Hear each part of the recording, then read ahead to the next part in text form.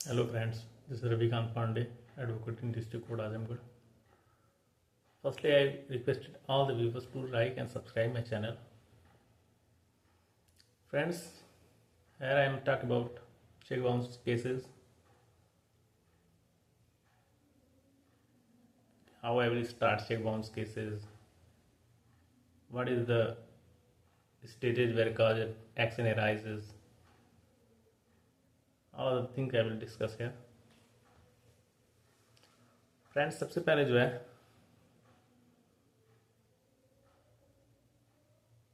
यदि आपको कोई व्यक्ति चेक देता है,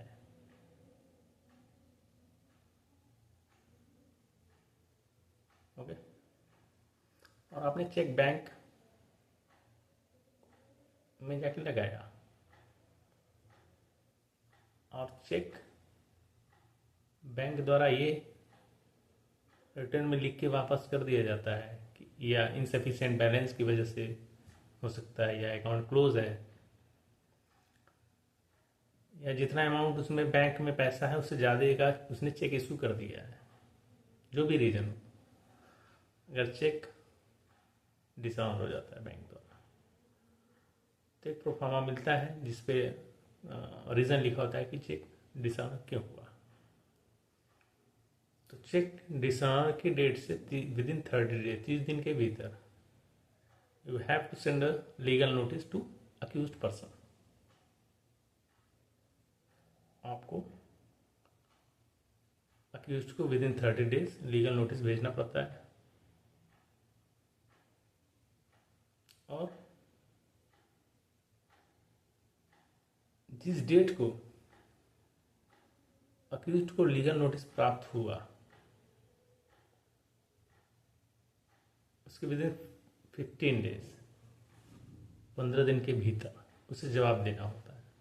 अगर 15 दिन के भीतर वो जवाब नहीं देता है तो विद इन 30 डेज, 30 दिन के अंदर, उसके नेक्स्ट 30 दिन के अंदर आपको केस फाइल करना होता है। वही काज ऑफ एक्शन अराइज होता है जब वो 15 दिन के अंदर जवाब नहीं देता अक्यूज्ड पर्सन, लीगल नोटिस प्राप्त करने के बाद, तभी काज ऑफ एक्शन अराइज होता है। और एक बात यहाँ पे ध्यान में रखिएगा कि लीगल नोटिस जब भी भेजें एड्रेस सही होना चाहिए। अगर एड्रेस गलत होगा तब वो मान्य नहीं होगा। बहुत सालों केसेस हार भी जाते हैं इसी बेसिस पे, उसमें एड्रेस ही सही नहीं होता है, तो एड्रेस सही होना चाहिए। ठीक है, तो लीगल नोटिस आपने भेज दिया, फिर कोर्ट में केस फाइल करेंगे, उसमें जो कंप्लेंट फाइल करेंगे उसके साथ जो लगाएंगे वो चेक का जो बाउंस होगा वो ओरिजिनल चेक लगाएंगे। जो बैंक द्वारा आपको प्राप्त होगा कि चेक डिसऑनर क्यों हुआ, रीज़न उसमें मेंशन होगा वो लगाएंगे। और एक प्रोफार्मा आता है जिसमें सारी चीज़ें मेंशन की होती है कि डेट को चेक डिसऑनर हुआ,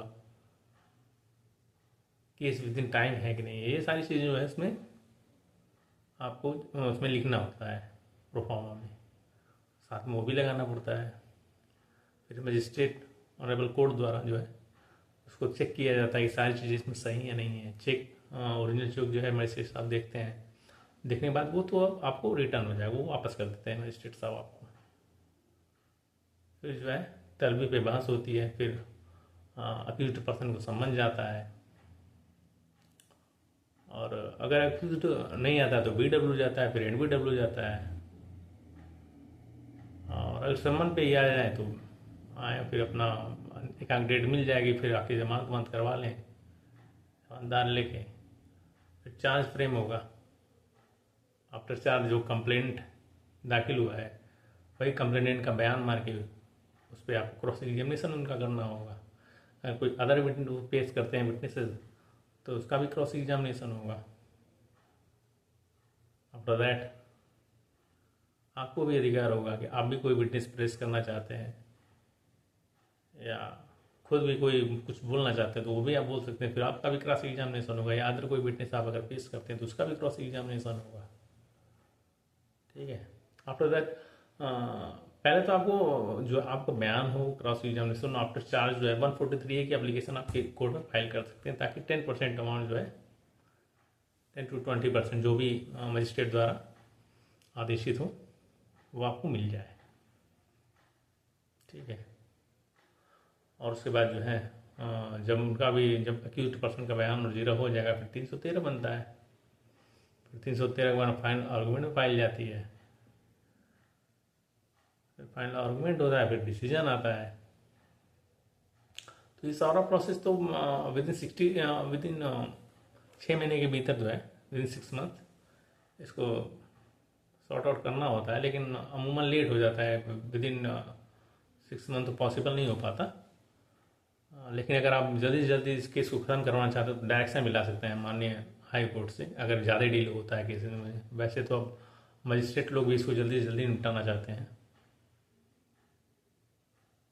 लेकिन अगर आप देखते हैं कि ज़्यादा डील होता है तो माननीय उच्च न्यायालय से जो है डायरेक्शन ला के अपने केसेस को जल्दी से क्लोज करवा सकते हैं, ट्रायल फिनिश करवा सकते हैं। दोस्तों, ये हुई आज की जानकारी चेक बाउंस से रिलेटेड केसेस की।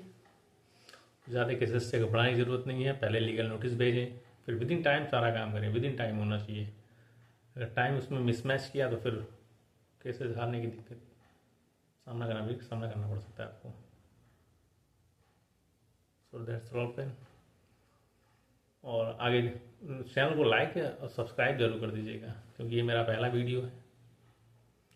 और आगे लीगल फील्ड से रिलेटेड और सारी वीडियो जो है मैं आज से बनना स्टार्ट किया हूँ। आज पहला डे है, तो मैं सारे व्यूवर्स से ये रिक्वेस्ट करूँगा कि लाइक एंड सब्सक्राइब जरूर कर दें मेरे चैनल को, और कमेंट भी करिएगा वीडियो कैसा लगा आप लोगों को। धन्यवाद।